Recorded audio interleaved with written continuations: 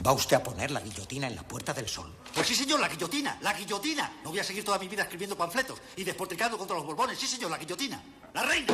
¡Zas! Guillotina. Los chulos de la reina. ¡Zas! Guillotina. Los chulos del rey. ¡Zas! Guillotina. Los ministros. ¡Zas! Guillotina. Los obispos que los rodean. Guillotina, guillotina, guillotina, guillotina. Todos guillotinados. Sí, señor, la guillotina. ¿Ha terminado usted? Sí, señor. Vamos a comer. Welcome to Carne Cruda y Album. Join us for danger, excitement, innovations. Esta semana hemos vuelto al cole y todavía no nos había dado tiempo a anunciar las novedades del nuevo curso, el 15º, desde que empezó este programa. Esta temporada, la 11ª como República Independiente de la Radio, os lo hemos dicho, queremos ser más diversos, más plurales, más virales, más relevantes. Ampliar el radio de acción. Y hablar no solo de resistencias y protestas, también de ideas y propuestas del paso de la potencia al acto. Ser tu radio de acción. Y por eso hemos pensado en 3 ejes: memoria, movimiento y pensamiento. Vamos a hacer memoria de las revoluciones y luchas sociales en el Club de la Lucha que estrenamos el pasado lunes en Marinaleda. Bienvenidos al Club de la Lucha. Hablaremos del presente, de iniciativas de agitación cultural y transformación social en un espacio en el que podéis participar. Contadnos vuestro proyecto a través de redes o en el correo info@carnecruda.es poniendo en el asunto Gente Haciendo Cosas, que es el nombre que tendrá la sección. Gente Haciendo Cosas. Y dedicaremos un rincón a pensar, para llenarnos de ideas, cargarnos de razones, cuestionar y dudar en unos especiales a los que hemos llamado como el último programa de la última temporada. Pensando fuerte. Pisando fuerte. Pensando fuerte. Y fuertes van a ser nuestras tertulias este curso, como escuchasteis en el estreno del martes de A Diestra y Siniestra. A diestra. Parlante derecho. Izquierda. Y siniestra. Parlante Donde habrá izquierda. más diversidad y más debate, voces nuevas como la de Pablo Iglesias, María Eugenia Rodríguez Palop, Daniel Gascón, Ignacio Pato o Juan Malamed, y otras más que os anunciaremos como nos pedisteis en la encuesta de fin de curso. Y también nos pedisteis con mucha insistencia que volviera Puto Miquel. ¿Vas a salir del armario como un mamarracho? Bueno, sí. Que vuelve porque la historia se repite. ¿Cómo? La historia se repite. ¿Cómo? La historia se repite. A ver, ¿cómo dice? Que la historia se repite, que es como se llamará su nuevo espacio en el que contará fenómenos que sucedían antes, que siguen sucediendo ahora. Con él aprenderemos del lejano pasado y con Sara Ribeiro aprenderemos del rabioso presente en su nueva sección Petaceta. Las golosinas que suenan en la boca. Lo que lo peta en la generación Z, que sonará pues todo lo contrario que esta música muy joven. Y como no queremos dejar de aprender, Yago Álvarez, econocabreado, desmontará el pensamiento económico hegemónico en sus lecciones de economía anticapitalista Salmón Crudo.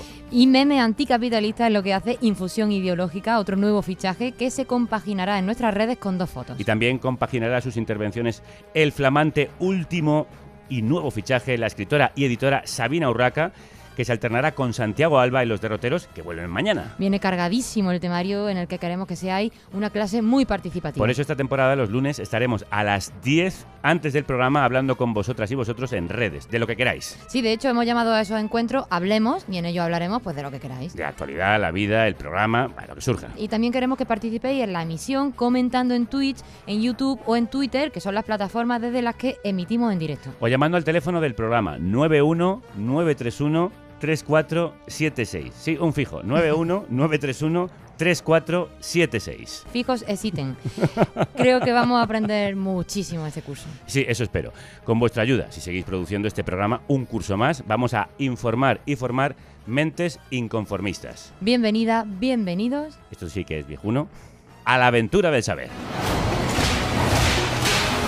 Carne Cruda es una aventura diaria. Abróchese el cinturón, puede haber turbulencias. Una hazaña colectiva. Y ahora una última victoria. Una odisea en el tiempo. A lo largo de mi vida he visto de todo. Una Me gesta han hecho vudú. de 15 años. Me han disparado 9 veces. Un programa de riesgo. Una historia trepidante. Una epopeya increíble. Pero llevo buscando esto toda mi vida. Carne Cruda. ¿Y tú qué has encontrado? Yo. Iluminación. Tu radio de acción. Todo eso nos ha pasado en estos 15 años de programa, pero seguiremos luchando en busca de la iluminación. Y no somos las únicas que volvemos con ganas de luchar, reivindicar y resistir. Hola, ¿qué tal? Perdona que te interrumpa un momento. Ahora mismo te dejo seguir con el programa. Espero que lo estés disfrutando porque para eso lo hacemos. Pero, como sabes, Carne Cruda solo es posible por los oyentes que lo hacen posible. Así que si no eres productor o productora, te animo a serlo en carnecruda.es. Es muy fácil. Entras allí y puedes hacer una donación a través de PayPal o una transferencia bancaria. Y ayudas a que contenidos como este sigan adelante. Te dejo seguir con el programa. Que lo disfrutes.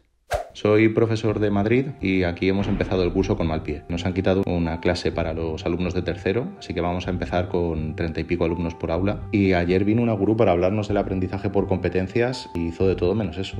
Nos dijo que tenemos que tratar a los alumnos como si fueran nuestros hijos, que te digo yo, ¿cómo vas a tener a 33 hijos en tu aula? O sea, es que te vuelves loco. Y que desde la Unión Europea se está impulsando evaluar la excelencia del profesorado y que, claro, los profesores excelentes recibirán más dinero y los otros pues se irán para el hoyo. Fue una situación surrealista. Nosotros lo que demandamos es acabar con la segregación, bajar las horas lectivas y bajar la ratio. Y tenemos que acabar con esta precariedad. Casi 9 millones de estudiantes y miles de profesores de infantil, primaria y secundaria han regresado a las aulas esta semana.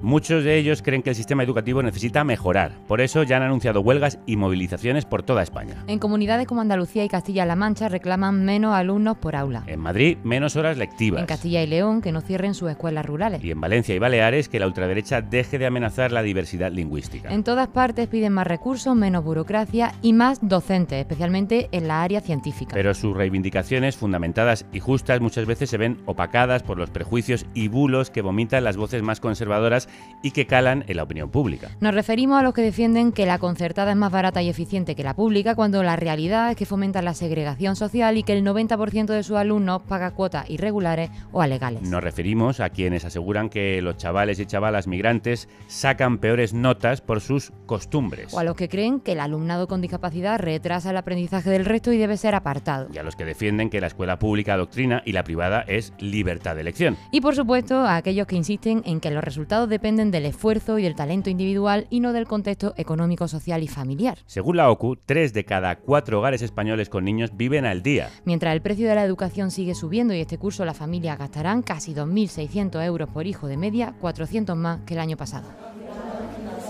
Con estos datos bien apuntados en nuestros cuadernos, entramos en clase para aprender los problemas de nuestro sistema educativo y llenar la mochila de argumentos contra los lobbies que ven la educación más como un negocio o un privilegio que como un derecho. Hoy volvemos al cole. Balisti, y tenemos muchos deberes, como nos recuerda Pilar, maestra en la Comunitat Valenciana. Uno de los retos que tenemos en el día a día del aula es afrontar la diversidad. Las necesidades del alumnado cada vez son mayores y nos faltan recursos tanto a nivel personal como a nivel material. La burocracia cada vez es mayor, año tras año nos invade todo el papeleo y todos los decretos y normativas que salen están hechas por personas que no conocen la realidad del aula.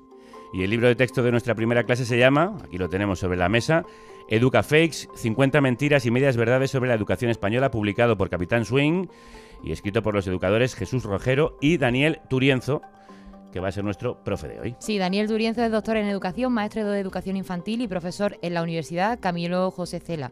Es experto en equidad educativa y ha sido asesor en varias comunidades autónomas y en el Ministerio de Educación. Ahora trabaja en Tánger para la red educativa en el exterior de esa cartera. Daniel, crudos días. Muy buenos días, un placer estar aquí. Encantado de tenerte aquí. ¿Qué es un EducaFake? Bueno, un EducaFake es una creencia que de alguna manera, y no sabemos muy bien, ha pasado a formar parte de lo que llamamos sentido común y que nos condiciona todo el debate posterior. Entonces, como muchas veces no están basadas en datos, no están suficientemente afinadas, lleva a que todo el debate posterior ya esté viciado. Y todas esas que desmontáis en el libro, ¿qué imagen sobre la educación pública nos dan? Una imagen muy negativa. Primero nos habla de que no es excelente, nos dice que estamos fatal, que nunca estuvimos peor y además ofrece una visión muy clasista en el sentido de que obvia los males vinculados con la equidad y con la desigualdad. ¿Son bulos y mentiras, mitos muy ideologizados? Por supuesto, por supuesto. Al final hemos encontrado, cuando empezamos este proceso de recopilar bulos, nos dimos cuenta que no vamos a hablar de orquestado, no vamos a hablar de conspiranoica, pero sí que es verdad que muchos de ellos estaban trazada una línea clara de cuál era la línea editorial de determinados medios y cómo se desarrollaban. ¿Y cuál es esa línea?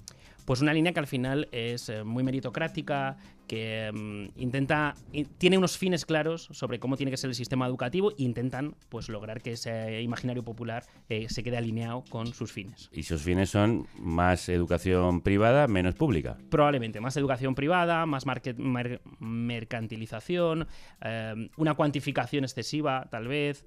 Va en esa línea casi todo lo que Vamos a ir desmontando algunos de esos educafakes. El primero que desmontáis es el que ha llevado al 52% de los españoles a creer que nuestro sistema educativo es peor que hace unas décadas. ¿Por qué no es cierto esto? Eso no es cierto porque no sabemos cuál fue la época buena. Se remite a un pasado que no sabemos cuándo fue. El pasado glorioso. El pasado glorioso, pero no sabemos. El pasado imperial. Siempre hacemos el mismo ejercicio, que es preguntarle a dos personas que están de acuerdo en esa afirmación cuál era la época buena. Y casualmente siempre es la nuestra. Cuando preguntas siempre la educación buena, ¿cuándo era buena la educación? Era cuando yo la recibí. Y los buenos estudiantes, ¿cuándo fueron? Cuando yo fui al sistema educativo. Es una cuestión que nos hemos encontrado y que no es solo propia del sistema educativo español, sino que también ha habido un movimiento similar en Francia, en Inglaterra o en Estados Unidos. Partiendo de que la educación es política, que es una premisa de todo el libro, habéis dado respuesta a 50 argumentos falsos sacados de declaraciones públicas, de redes sociales o de propaganda de lobbies. Tengo dos preguntas sobre esto. ¿Cómo los habéis recopilado y cuál fue el mito del educafake que más os cabreó? Vale, buenas preguntas. Empezamos a recopilar mitos y nos ayudaron, como bien decías, los periódicos. No teníamos un número prefijado y cuando de repente dijimos, oye, esto en algún momento tiene que parar, pues llevábamos como 50 y tantos mitos, lo dejamos en 50 por razones obvias y nos ayudaron también mucho los políticos, nos ayudaron mucho los titulares de prensa, no tanto los cuerpos de los textos, pero como los titulares. Y ¿cuál era la segunda pregunta? ¿Cuál es el que más os sorprendió o os enfadó? Probablemente el que más nos enfadó por su reiteración frecuente es el que se refiere a que los resultados dependen del esfuerzo y del mérito individual. Lo que decimos, no sé si es orquestado, pero sí que lo encontramos con mucha frecuencia en los medios de comunicación, que nos hacen ver la idea de esfuérzate mucho y muy duro y llegarás. Nosotros lo que decimos es esfuérzate mucho y ya veremos si llegas. Pero por supuesto que existen muchos factores, condicionantes sociales que condicionan los resultados educativos. Para eso nosotros recogemos en el libro varios datos. Uno, por ejemplo, es que si te crías en un hogar que llega con dificultad a fin de mes, tienes 4 veces más posibilidades de abandonar tempranamente los estudios. Si tu madre no tiene estudios superiores, tienes 12 veces más probabilidades de abandonar tempranamente los estudios. O que si uno de tus 2 progenitores tiene educación terciaria, tienes hasta el 77% de probabilidades de también tener educación terciaria. Eso lo que nos lleva a ver es que la asociación entre los condicionantes socioeconómicos y culturales impactan de manera directa sobre los resultados educativos. Es decir, el mito de la meritocracia. El mito de la meritocracia. Es uno de los que fundamentalmente echáis abajo. ¿Y esto quiere decir que la escuela no está haciendo de ascensor social? No. Además, no sé si ese debe ser el objetivo de la escuela. La escuela debería hacer de ascensor social, pero un ascensor en que tanto los que están abajo puedan subir, pero también los que estén arriba bajen, que es un proceso que pocas veces pasa. Pero creo que además la escuela no solo debe servir para ordenar socialmente a la gente, sino tiene que servir también para que nadie se quede abajo. Es decir, para garantizar de que todos los individuos pueden llevar a cabo sus proyectos vitales. En este sentido, pensar que solo la escuela sirve para establecer un orden social creo que es perverso. Sobre todo la educación obligatoria tiene que servir para que tú desarrolles las competencias que te permiten enfrentarte a la vida, ser un ciudadano de pleno derecho y ejercer una ciudadanía crítica. ¿Y dirías que la educación pública hoy está igualando a las personas? No, pero es la mejor herramienta que tenemos, porque parece contradictorio y no está consiguiendo lo que pretendemos, pero la igualdad de oportunidades tiene que ser una utopía, pero una utopía que persigamos. Entonces, no lo está consiguiendo, pero es la mejor herramienta que tenemos hasta el momento. Estos bulos no solo atacan a los alumnos, muchos también atacan a los docentes. Por eso la siguiente clase la damos en un insti.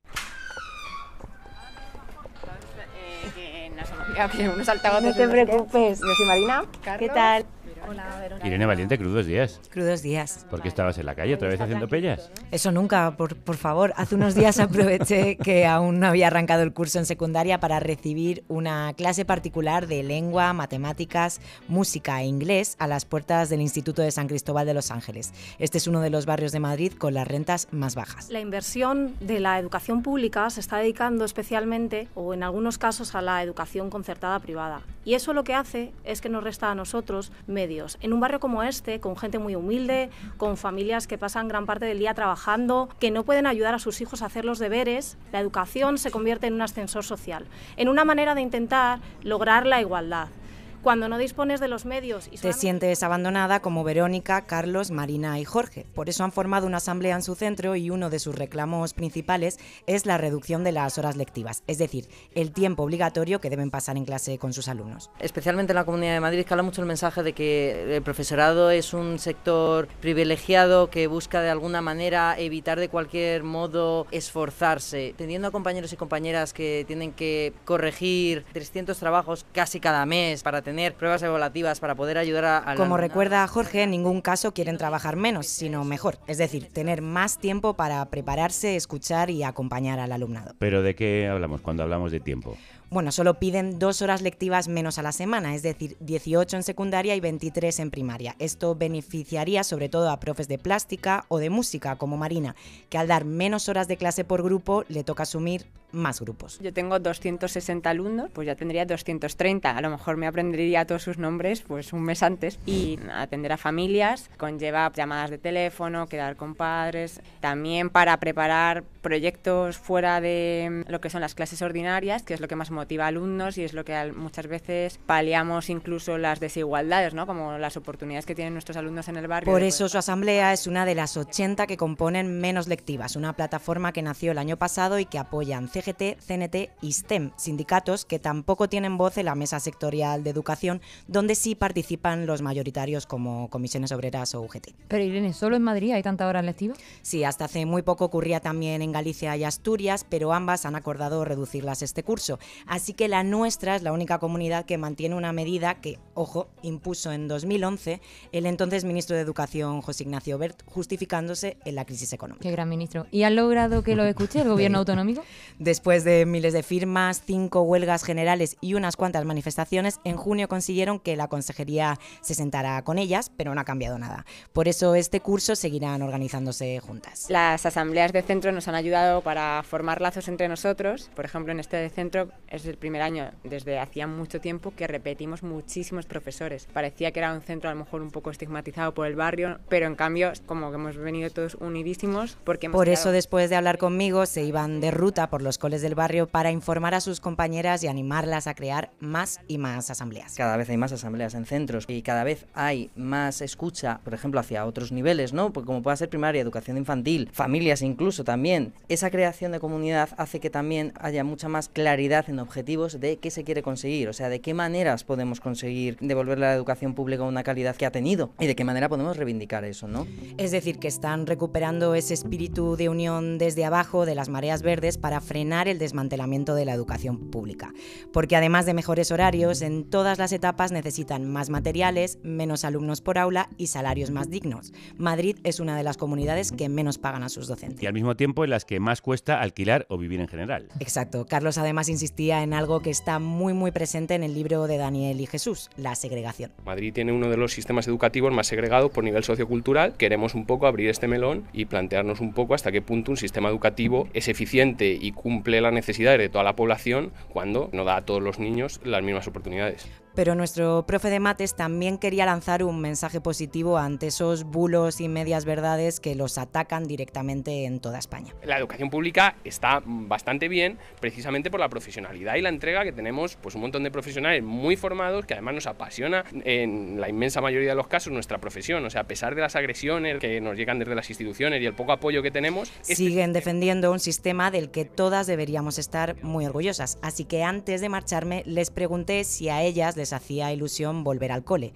Y Verónica contestó enseguida. Yo creo que si desde la empresa privada, desde cualquier sector, se asomaran así por un agujerito y vieran cómo curran los profes de la pública, alucinarían. Es verdad que el día a día es duro, trabajamos con personas que están creciendo, desarrollándose y muchas veces son situaciones que emocionalmente son complicadas y sin embargo la profesionalidad es alucinante. ¿Y eso cómo te va a ilusionar si tenemos la profesión más bonita del mundo? Y tanto, lo dice el hijo de una maestra. Sí. Gracias a Verónica, Carlos, Marina y Jorge por su trabajo y por esta clase de educación pública de calidad. Y por cierto, recuerdo que la próxima nos la darán en Atocha el 25 de septiembre a las 6 de la tarde. Allí arrancará la primera manifestación de este curso en defensa de la educación pública. Pues ahí estaremos. Gracias, Irene. A vosotras. Y de Madrid a Castilla y León o Andalucía, esto es lo que nos habéis contado maestros y maestras. Desde principio de curso estamos teniendo problemas de falta de profesores. Tenemos un claustro de alrededor de 60 profesores y ya faltaron 16.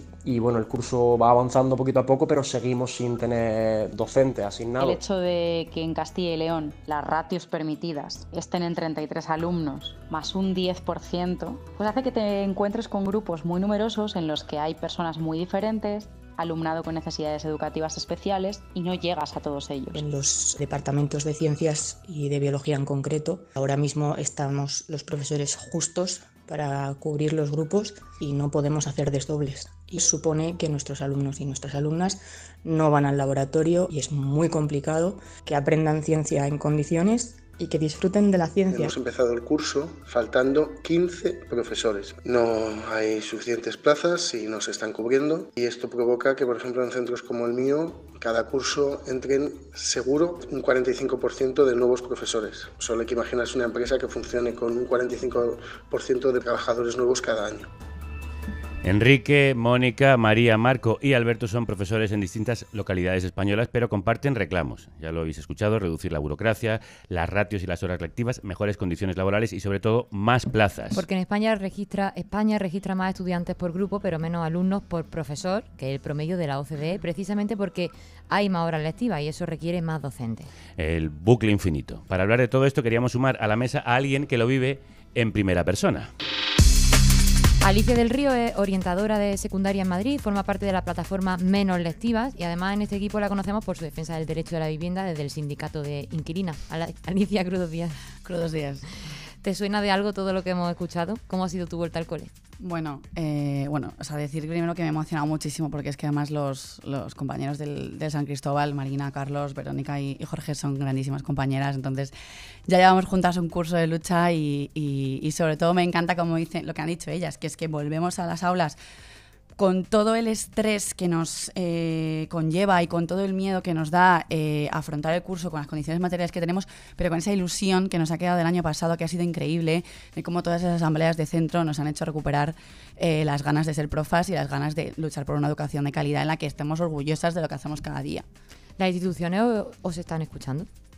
Bueno, como dices tú, una reunión a final de curso tal que, bueno, supuso, o sea, es guay porque nos legitimó como actor político y estamos muy contentas, pero es verdad que de momento hay cero cosas sobre la mesa, son todo palabrería, entonces seguimos igual de combativas o más que como lo cerramos en junio.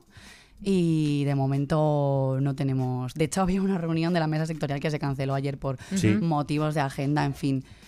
Son cosas que tampoco nos sorprenden porque ya ha pasado el año pasado también y son unas reuniones que nunca hay órdenes del día publicados, nunca se publican actas, no se sabe nada de lo que pasa ahí, luego te enteras por una filtración a prensa que sí tal, que sí cual. Se han dicho a veces cosas que luego eran rumores, que no eran propuestas en firme. Entonces, bueno, nosotras tenemos poca confianza ahora mismo ahí. Por eso estamos, como bien ha dicho Marina, reforzando las asambleas en los centros y construyendo un poder desde abajo que de verdad nos permita imponer a la Consejería de Educación, porque ahora mismo hay que imponerla. La bajada de las ratios por clase es uno de los reclamos principales de los profesores en comunidades como Andalucía, Castilla-La Mancha y Castilla y León. Volvemos a los educafakes. Daniel, señaláis que la bajada de ratios es un gasto innecesario, dice ese educafake. ¿De qué hablamos cuando hablamos de ratios altas y cómo afecta a la calidad de la educación? ¿Qué diferencias existen entre comunidades?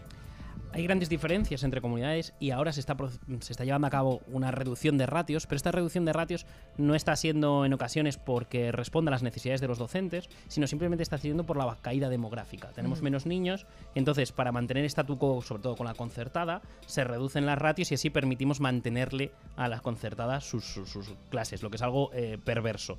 Nosotros creemos que tiene que haber una reducción de ratios, en ocasiones se ha dicho que era un gasto ineficiente, nosotros creemos que deberíamos de haber superado ya ese debate y estar centrándonos en cómo la reducimos, en ver si es más interesante reducir un niño en cada clase o 5 niños en el centro con más necesidades, ya que son alumnos que requieren más apoyos. Si tenemos que hacerlo gradual o tiene que ser de una manera más abrupta, si tenemos que centrarnos en primaria o en secundaria. Creo que deberíamos de estar viendo el debate fino más que en el de trazo grueso que hemos estado hasta ahora instalados. Otra reivindicación, lo escuchábamos antes, tiene que ver con los sueldos. El salario base de un maestro o maestra que fija el Estado es de 1.100 euros, el resto depende de las comunidades. ¿Cómo está ese tema? ¿Hay mucha disparidad? ¿Hay salarios justos?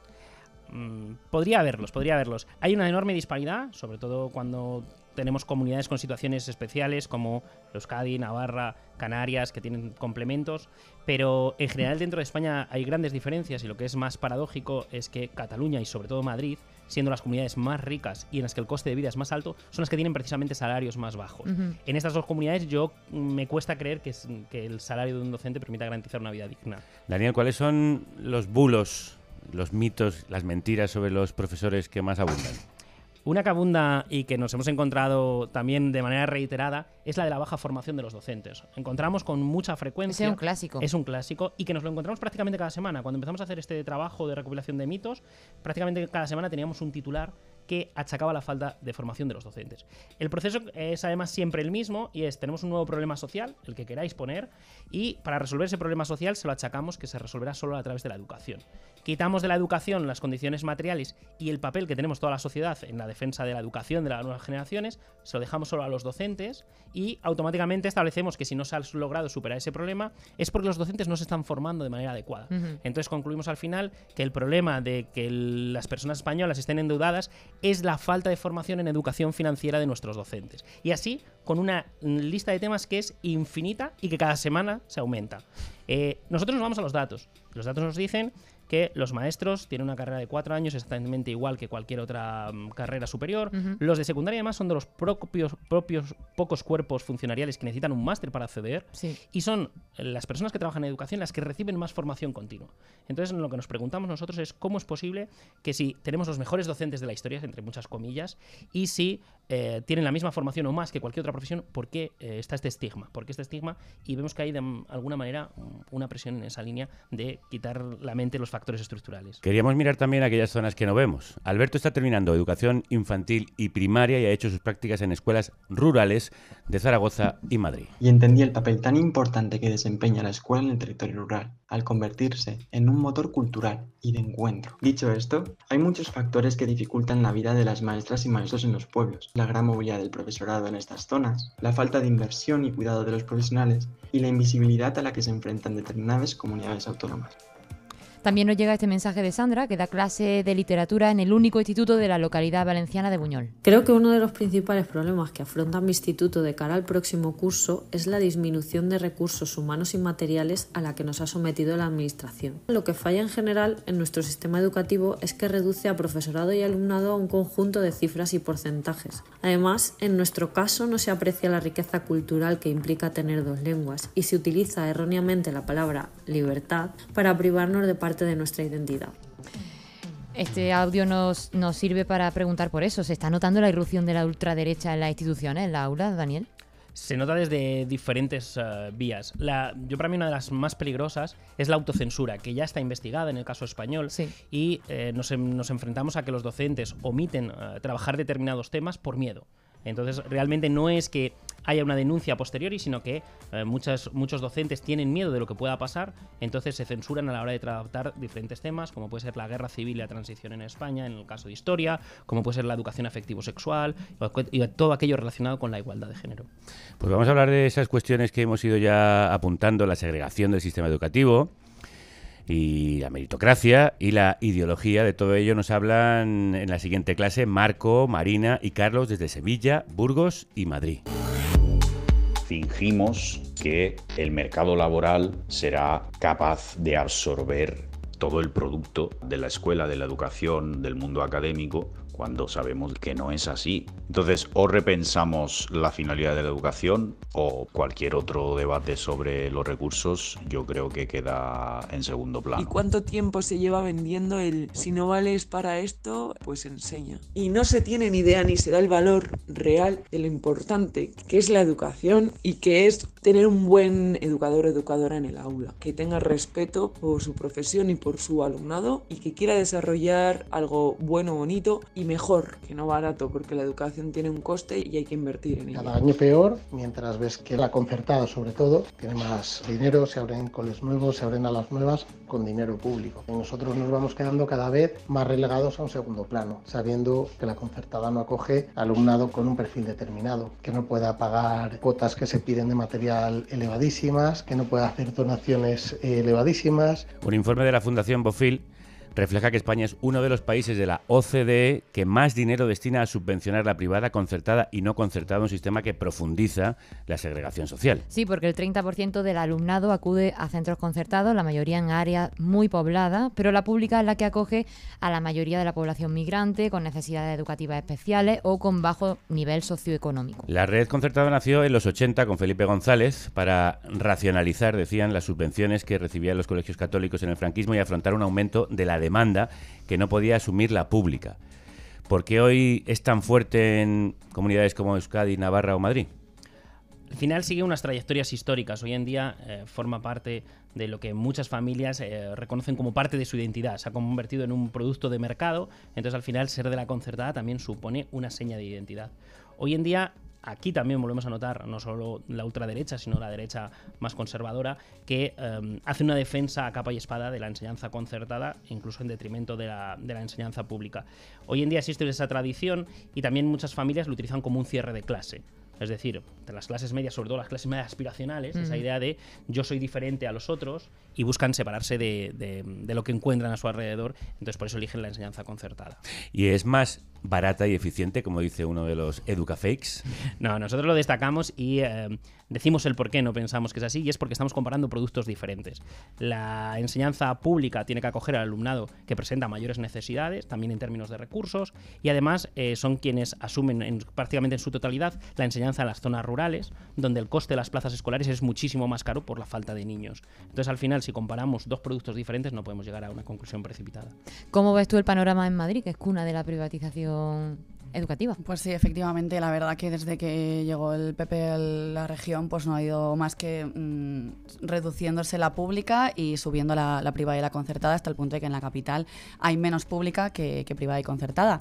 Y a mí me gustaría apuntar con lo que estaba diciendo también Daniel, de todo esto que responde como un proyecto ideológico, que hace que ese cierre de clase, ¿no? Que es que incluso hemos tenido consejeros que se han jactado de que hacer colegios concertados en los nuevos desarrollos urbanísticos, donde se ha impedido y se ha negado parcelas para que se hicieran centros públicos mientras estaban regalando parcelas con concierto en kit a la concertada, pues se jactaban de que cada nuevo concertado era un 6% de votos más al PP. Entonces, evidentemente, todo esto viene también con una línea de generar sus propias bases sociales que le sigan votando y hacernos a todos pues el sujeto neoliberal que tiene que pagar por todo y dejarlo público para un gueto, ¿no? Entonces, pues es bastante grave. Y también decir que estamos muy preocupadas porque incluso esa lógica mercantilista de la que tú también has hablado llega a permear la pública, y estamos viendo ya colegios públicos o institutos públicos que tienen una lógica de mercado por cómo se ha implantado este distrito único, por cómo se han implantado los baremos, las pruebas externas y los rankings. Entonces vemos hoy prácticas segregadoras incluso en la pública porque nos han venido desde arriba, y es algo que también tenemos que combatir, porque el carácter público de un centro educativo no es la titularidad ni la gestión, sino el estar abierto a todos y todas las niñas del barrio. No se puede seleccionar alumnado. Los que dicen que la izquierda adoctrina desde las escuelas no hacen más que hacerlo a través de estos lobbies de presión. ¿Quién está detrás de toda esta ideología, Daniel? Hay muchos actores. Nosotros además empezamos el libro diciendo esta es nuestra ideología, entonces nosotros nos defendemos que nosotros partimos de un punto de vista concreto, y lo que señalamos es que en la educación hay muchos intereses pero que pocas veces se explicitan. Nosotros desearíamos que cada vez que sale un estudio, las personas que están detrás de ese estudio dijeran quiénes son. Entonces tenemos un sinfín de actores.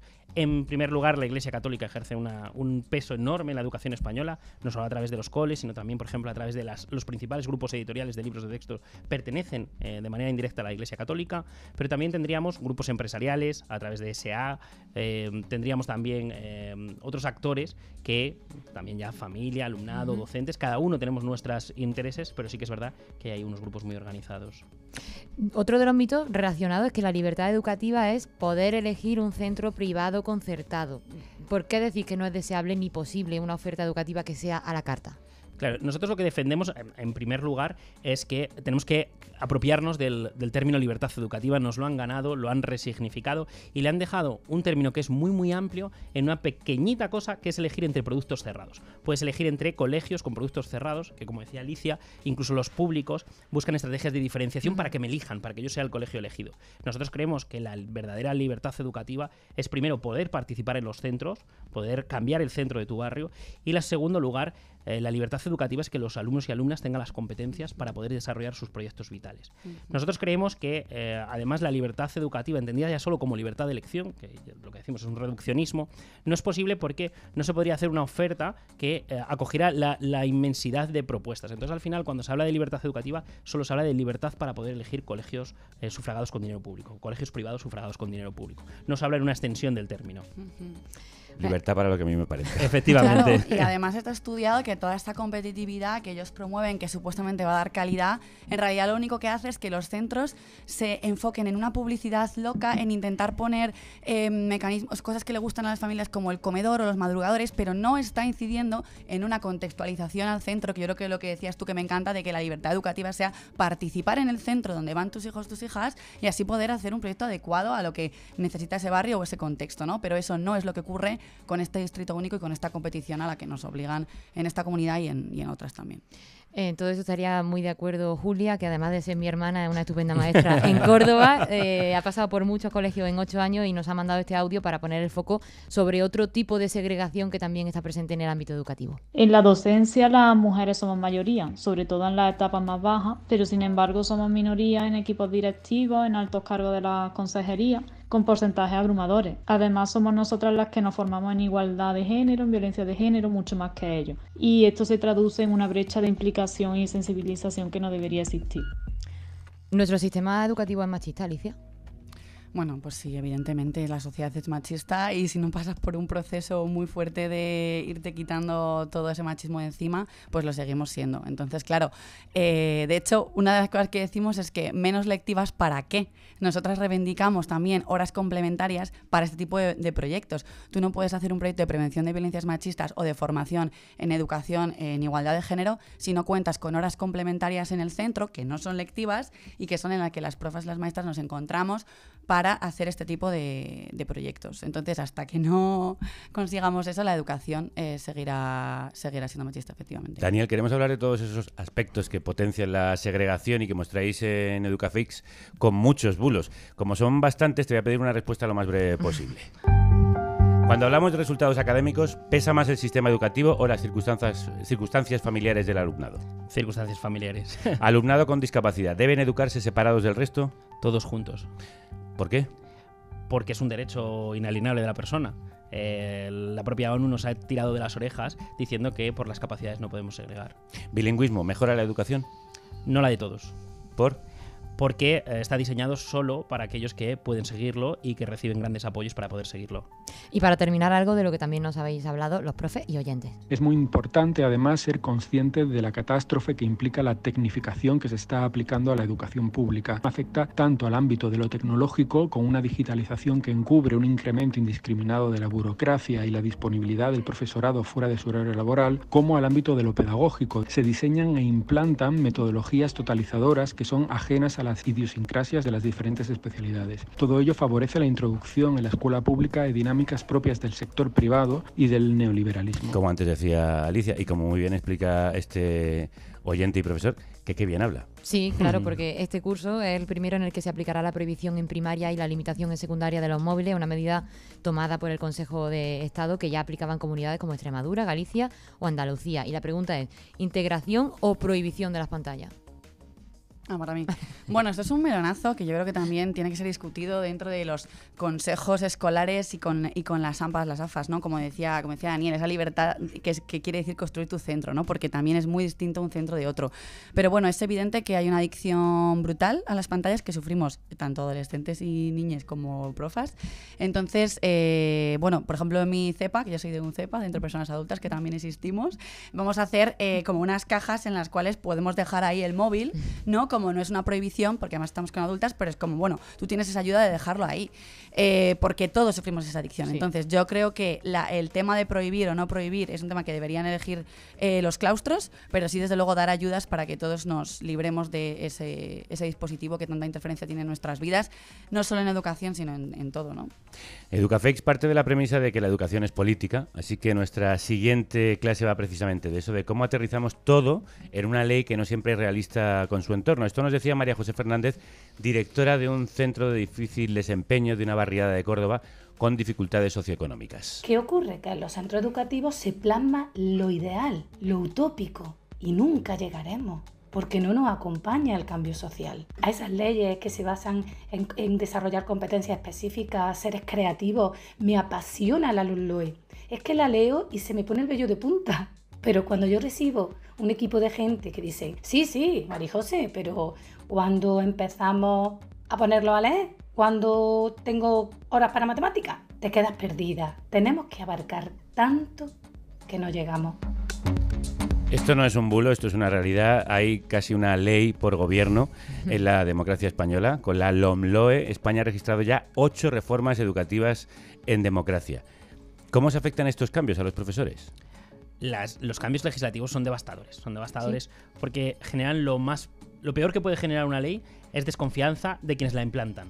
Entonces, al final, tantos cambios, lo que hace es que el docente haya tirado la toalla de no voy a aprender una nueva terminología, no voy a desarrollar nada. Entonces, el problema que hay es que si una ley no cuenta con la implicación y participación de los docentes, lo probable es que no se aplique. O sea, en términos prácticos, en las prácticas que tienen lugar en el aula, lo probable es que no lleguen. Entonces generan desafección hacia la institución, que es lo más peligroso que puede provocar. Hablando precisamente con mi madre, que como os decía, era maestra, me decía que por qué no se ponen nunca de acuerdo los partidos que forman el Parlamento para hacer una ley que sea duradera.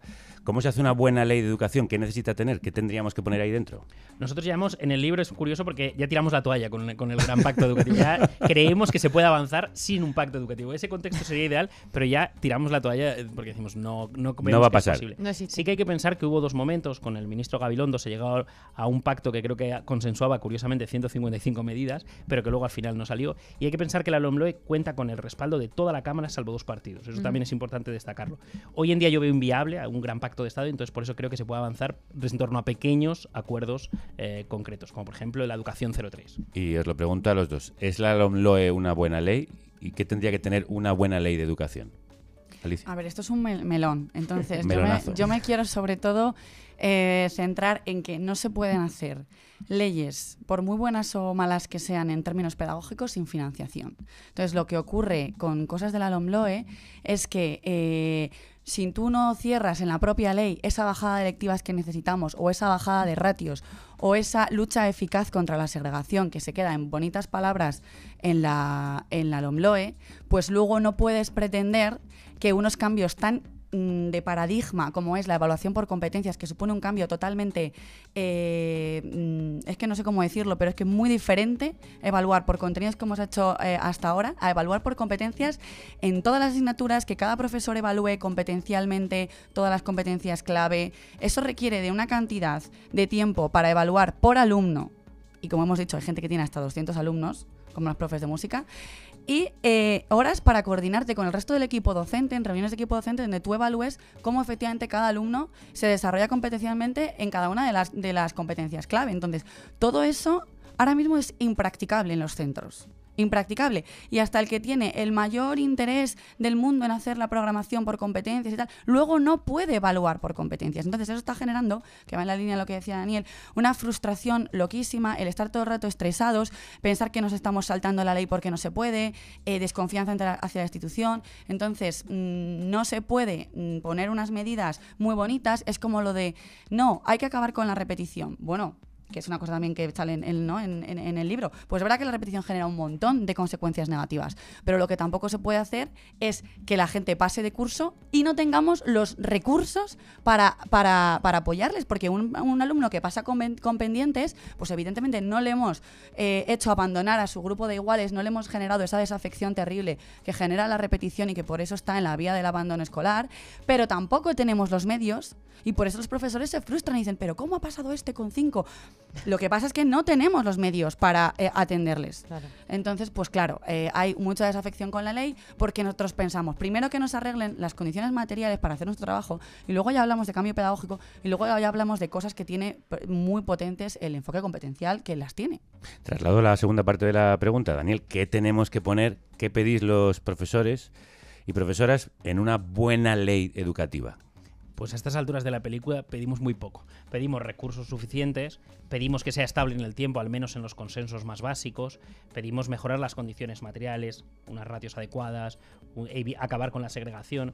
Y luego hay una cosa que tiene que ser transversal a toda la ley, que es un enfoque de equidad. Yo creo que los mayores problemas que tiene nuestro sistema educativo tienen que ver con la desigualdad, no tanto con la excelencia. Entonces creo que es ahí donde tenemos que impregnar todo, el asumir que tenemos que avanzar y avanzar todos. ¿Y cómo se consigue la igualdad a través de la educación? La educación no consigue la igualdad, es otro de los mitos que tenemos, ayuda y contribuye a ella, pero sin políticas sociales integrales no vamos a lograrlo por nosotros mismos. Pero básicamente, si nosotros detectamos tempranamente las necesidades, apoyamos desde el principio a quien más lo necesita, dotamos de recursos de atención a la diversidad suficiente, no sé si lograremos la igualdad, pero vamos en el buen camino. Con esto estamos llegando al final, casi cerrando el círculo con el principio, pero no podemos irnos sin hablar del otro melonazo. El citadísimo informe PISA. En el último, España obtuvo sus peores resultados desde que esta prueba educativa mundial comenzó a realizarse en el año 2000. Pedro Sánchez anunció entonces un plan de refuerzo en matemática y lectura para este curso, pero en vuestro libro advertís del peligro de dar demasiada importancia a estos informes y también a las recomendaciones de los expertos en educación, y eso que tú has sido asesor del Ministerio durante 3 años. ¿Qué pasa con el informe PISA? ¿Hay que tenerlo tan en cuenta? PISA es una herramienta buenísima para hacer una foto de un momento concreto, de ese momento concreto. Pero no nos dicen ni por qué pasan las cosas, ni cómo evolucionan. Entonces, si le damos la justa importancia, es una herramienta muy buena. El problema es que al final PISA ha pasado de ser una pequeña luz en la oscuridad a ser una luz cegadora. Entonces nos deja sin más argumentos. El problema de PISA es que tenemos mucha dependencia de PISA porque no tenemos pruebas propias. A partir de ahora, España va a empezar a hacer unas pruebas propias que vamos a poder seguir al alumnado, ver qué cosas están funcionando y qué cosas no están funcionando. A la hora de coger la información que se obtiene de la academia o de los estudios y aplicarla en las políticas públicas hay un montón de trabas. Están trabas ideológicas, hay veces que hay partidos que no pueden hacer por ideología, hay veces que no se puede hacer por presupuesto, como bien decía Alicia, si no hay presupuesto no se pueden implementar muchas de ellas. Hay en ocasiones que no se pueden hacer por economía política, porque lo que pueden causar en otros aspectos no están dispuestos a asumirlos. Entonces hay toda una serie de trabas, pero en general yo creo que no se mira demasiado a la evidencia, sino que más bien se toman ideas sueltas y se aplican. Entonces no se observa la evidencia en su totalidad. Por ejemplo, con la segregación tenemos muy claro que es una consecuencia muy negativa que hacen más ineficiente al sistema educativo, obtiene peores resultados, pero sin embargo no se aborda de manera decidida.